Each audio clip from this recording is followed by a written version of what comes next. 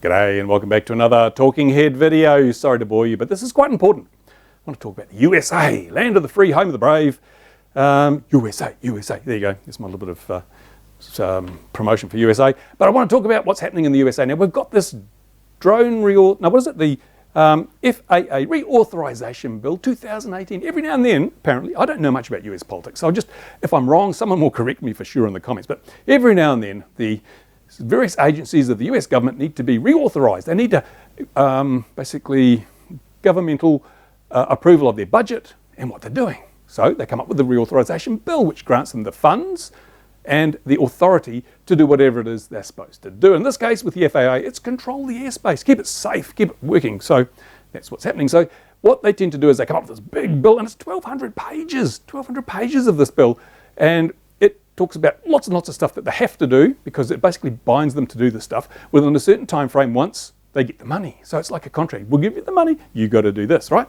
So this Reauthorization Bill is produced by a raft of nameless bureaucrats who sit around and listen to lobbyists and put stuff in, and you know how it works, you know how politics works, right? Yeah. Anyway, so that's what's happened in the USA. They've got this Reauthorization Bill which needs to be passed very soon so the FAA can continue to operate. Otherwise, there's no money, everyone goes home, the airports are shut, everyone sits there and looks at the sky wondering why it's empty. But they want to avoid that, so they will pass the Reauthorization Bill. Now, again, I don't know much about US politics, so excuse me for being confused, but it's gone through the House of Representatives at a rate, there were 398 votes in favour of the bill and only 23 against. So it's passed the House of Representatives, which means it now moves on to the Senate. What the hell? Why are you doing the same thing twice? I have no idea. US politics, strange. So it goes to the Congress or the Senate or whatever it is, I don't know, correct me if I'm wrong.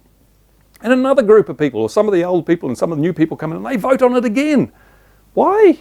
You've already voted, but they're going to vote again anyway. But you can guarantee that this bill will pass. Once it passes, it becomes an act or something. So whatever's in that bill will come into effect. You can guarantee it. Now, I know the AMA has said to all its members, look, write to your congressman, tell them to vote against the FAA Reauthorization Bill. Ain't going to happen. The congressmen aren't going to vote against it. It's 1,200 pages. Most of them will not have read it. In fact, I'll tell you what, there's a video in the description, I've linked to it, by Drone51. He's done a stunningly good job of laying this all out. He has a stack of 1,200 sheets of paper showing you the size of this bill, and he points out that the people who are voting on it can't even have read it, can't possibly have read it. So they're voting, almost certainly the votes will be based on whatever their advisors tell them to do, or their lobbyists tell them to do. So those people who are sitting around that table in the House Subcommittee meeting, a few months ago that I did a video about, they will have been funding their lobbyists to look after their politicians to vote the way they want. So this will breeze through in the next vote. It will be passed without any possibility of not passing. And that's why the AMA's attempts to stop this are futile. They're tilting at windmills. There's no way that they will get enough members to send in enough letters to their congressmen to stop the passage of this bill. It's a fait accompli. So excuse me while I criticise the AMA a bit, but Drone51 loves the AMA, thinks they've done a good job. I tend to disagree, because if the AMA was doing their job properly, it would never have got to this stage. It's by the time all these provisions are put into the bill, it is way too late to change anything. Because as I said, all the politicians will vote it through. They can't afford not to have the FAA reauthorised. They can't afford for the FAA to be unfunded and not operating. So they will vote in favour of it, regardless of what's in there. You can have, kill every firstborn child, and they'd still vote for it because they wouldn't have read that bit, and the funeral directors will be lobbying, yeah, kill all the firstborns, yeah. Anyway, so what's going to happen is it'll go through. Now, the AMA should have got involved, they were involved, but they should have been far more aggressive far earlier on, before the bill was even drafted. They should have been out there, and the AMA have said, we've been lobbying away in the background, we've been working away in the background. No, the wrong place to be. This is something, the only way you could have avoided this stuff going into the bill is to capture the hearts of America. You needed to be up there right front and centre in the mainstream media every day, reminding the public of America how wonderful this hobby is and how so many children over the decades have learned to fly models and gone on to be astronauts and aviators and started companies that have made America great. You didn't do that. If you did it, you didn't do it effectively enough. So the great unwashed public, they don't even know what's in this bill. They don't give a damn. They just want to make sure if they go to an airport, they can get on a plane and fly to wherever they want to go. And this bill allows them to do that. So the AMA really just dropped the ball totally. That's my opinion. I could be wrong. Perhaps you'd like to comment in the comments. What do you think? Did the AMA leave it too little too late, like I believe they did? I don't know. But people say, oh, you're just anti-AMA. No, I'm not. I think the AMA do a splendid job at what they do. They provide low-cost, affordable insurance for hobbyists. Big thumbs up for that. They provide a whole lot of infrastructure for clubs and for individual modelers. Thumbs up for that. They've got a museum where you can look back through the history of the hobby in Muncie, Indiana. Big thumbs up to that. They've got a flying area at Muncie where you can go and fly, and they have the nationals and things. All that's really, really good stuff. And they do some promotional stuff for the hobby. You can't criticise them for that. They do what they do well, they do very well.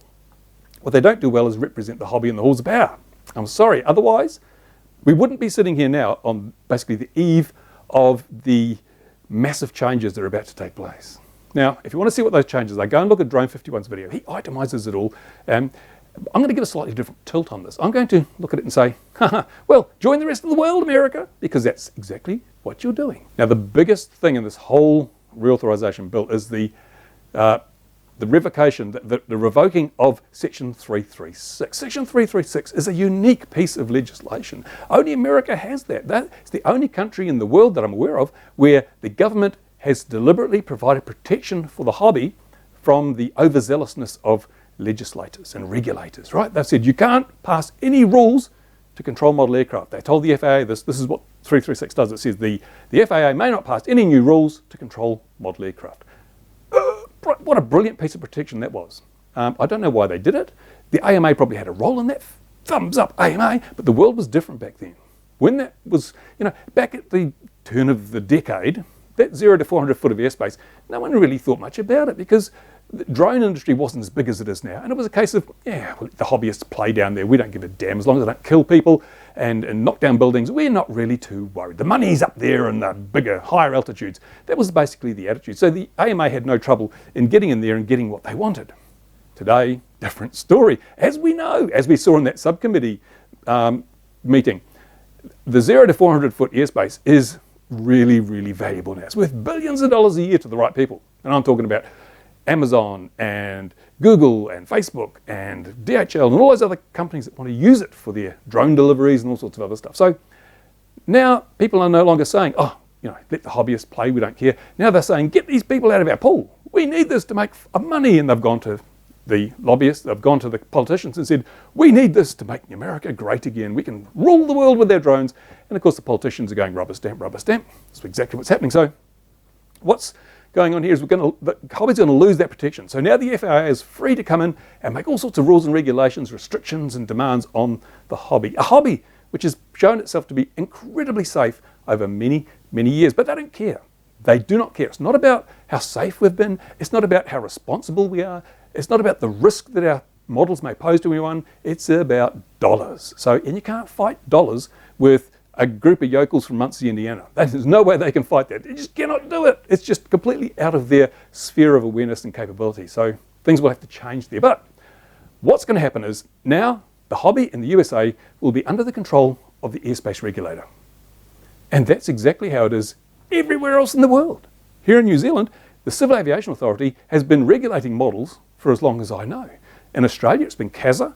In Canada, it's Transport Canada. In the UK, it's been CAA UK. All over the world, models have been included in the purview of the airspace regulators. Only America had Section 336, and now that's going. So you're simply joining the rest of the world, and you'll have to learn to live with that. So in some respects, this reauthorization bill isn't bad news. It's not all bad news anyway. So you're just coming into line. What does it mean? Well, little things like at the moment, if you fly models in America, you can fly as high as you like. As long as you don't enter controlled airspace, you can fly as high as you like. There's no regulation stopping you from doing so. Yes, the FAA says you shouldn't fly over 400 feet, but that's an advisory. Because they had no authority to make rules, all they could do is advise model flyers not to fly over 400 feet. So that's it. But now, one of the first things they're going to do is say, it is now a rule that you may not fly higher than 400 feet above the ground. And that means that if you do fly more than 400 feet above the ground and you get caught, you can be fined, possibly even imprisoned. I don't know what the penalties will be, but it's the same everywhere else in the world. If I go out here and I fly above 400 feet and I cause a nuisance and someone complains, I probably get a really stiff fine. That's what's going to happen in America. It's just, you're just joining the rest of us. And we've been able to live with regulators telling us what to do for a long time. So no real big thing to worry about in America. Or is there? Now, the difference between the USA and New Zealand and Australia and the UK is you've got the big companies, you've got the Googles, the Facebooks, the Amazons who want that airspace. We don't, there's no Amazon New Zealand. So we don't have to worry about the regulator being swayed to kick the models out of this valuable airspace because there's really no one using it. In America, totally different. That's where all these companies are based. That's where they want to use the airspace. So you guys are now going to face a real backlash. A real backlash. The FAA will be under immense pressure to clear out this airspace for the commercial operators. That will probably mean, and I'm pretty sure it's going to mean, much tighter controls on who can fly models. And that's indicated in the Reauthorization Bill. They say that, I think it's within 180 days, the FAA must set up an online test or an electronic test that people have to take to prove that they know what they're doing before they can fly a model or a drone. So you're going to basically have to become certified. It's different to being registered. Registered just means that you give your name and address and that's it. Certified means you actually have to prove your ability. So before you can go and fly your model at the local model flying field, or before you can fly a drone down at the beach, you're going to have to sit the exam and pass it and get a little piece of plastic or a little piece of paper to prove that you have the necessary knowledge. And if you're out and about flying your drone, you'll have to have that plastic on you, and if a policeman stops you and says, I want to see your certification, you have to show it to them. So it's getting a little bit, papers please, big brother, all that sort of stuff. So again, Drone 51 explains this very well, so go and have a look at his video. But as I say, the problem is that the USA has a lot more commercial pressures than any other country I know of. So you guys are going to find yourself at great disadvantage now. You're sidelined to a great extent as this multi-billion-dollar airspace goes up for grabs. And hobbyists don't have enough money to pay what it's going to take to get a good grip on that airspace. So as I say, you'll probably be pushed out into the countryside, into little, 1 acre paddocks where you're not allowed to fly over the boundary. You can do right-hand circuits and all that sort of stuff. It's a sad day when you look at that. I think things like park flying may even be over because you can bet that the FAA do not want model aircraft flying in areas where there could be commercial drones. And in a city or a town, well, that's probably the key place for these commercial drones. They don't want someone with a foamy flying around banging into their drones, so there you go. And also, there's all those other things that were talked about in that subcommittee meeting, like transponders and all that sort of stuff. So imagine it. This is kind of tragic. Excuse me while I pause. I'm tearing up now. An 8-year-old kid in the States used to be, one of the rites of passage was you got a little kit set plane and you built it up and Dad helped you dope the wings. And I'm going back to when I was a kid. You built it up out of balsa sticks and you doped the wings and you wound the rubber up and you went out to the park and you let it go. Sorry, gone. These days, of course, you go on to Banggood and you buy a foam and it arrives, you open the box and you charge the battery and you go out to the park and you give it a fly. Nope. First of all, the 8-year-old's going to have to sit an online test, make sure they know what they're doing. Then you're going to have to put a transponder on that model. Probably won't come with one, so you have to buy an expensive transponder and put it on, register the transponder code with the relevant authorities. Then you have to go down to the park. And then, of course, before you even get off the ground, a policeman or someone will come and say, I need to see your certification. You show them the certification. And then you'll have to log into the LANC system. If you don't know what that is, go and look it up, LANC. LANC's, it's supposed to be called Lance. It's LANC. It's like oily hair, it's LANC. So you need to go and fill out to say, I'm flying here at this time, whatever, and you'll get a clearance to fly. And really? So your 8-year-old will need a smartphone, he'll need ID, he'll need his certification, he'll need to know all about the airspace and all that. Really? What's happened to the hobby? It's no longer a hobby, is it? It's a burden. So I don't see kids rushing to get out there. They'll go on the PlayStation, they'll use a simulator. Oh, look, I'm flying a drone on a simulator.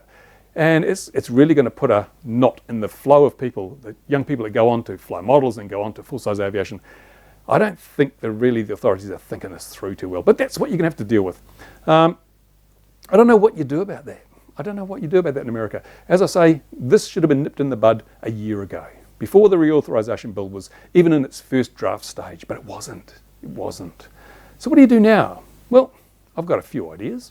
I think it's pretty obvious when you look at the performance of the AMA in dealing with this particular issue, that it's time for a new representative group. Now, I'm not saying that we need a group to replace the AMA.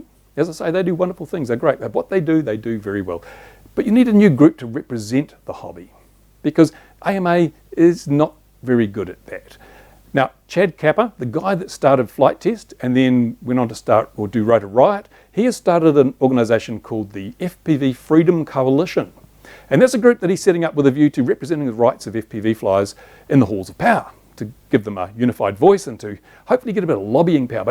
But Chad, if anyone can make it work, Chad can make it work. Chad's a smart guy. He knows how to spin stuff. He knows how to create, slick presentations. He knows how people work, which is really important.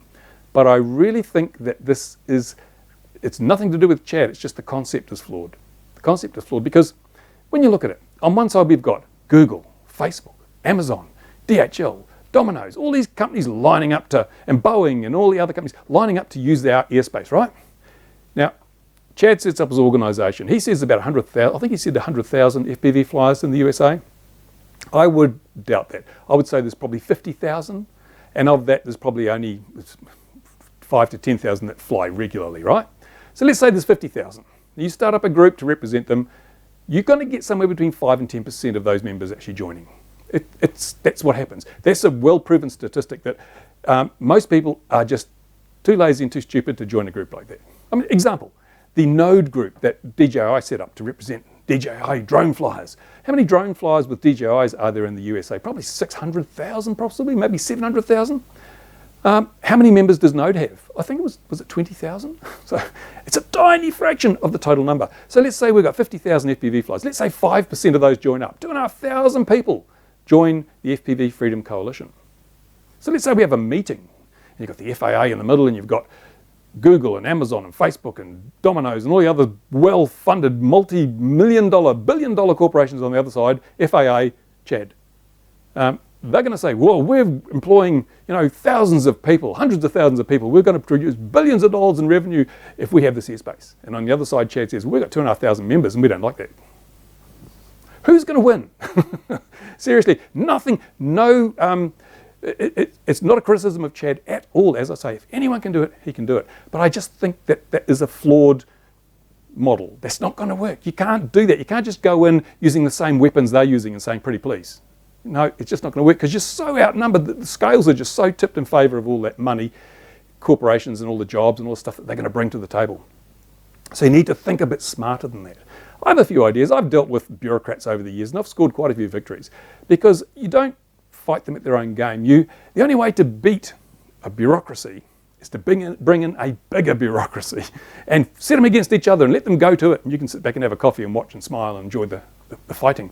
That's the only way you do it. Now, there are ways to do that. There are very good ways to do that in the situation where you're talking about airspace regulation. I'll probably do a whole video on that later on if people haven't gone to sleep by the time this one finishes. Yeah, there are some very, very, not clever, but strategic ways to manage the situation that don't involve simply begging for freedoms and privileges not to be taken from you.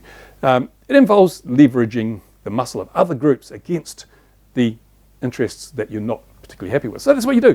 As I'll do a video on that. But that's what you Americans have to face. You've got to change dramatically or you're going to find yourself relegated to the little fields in the back of nowhere.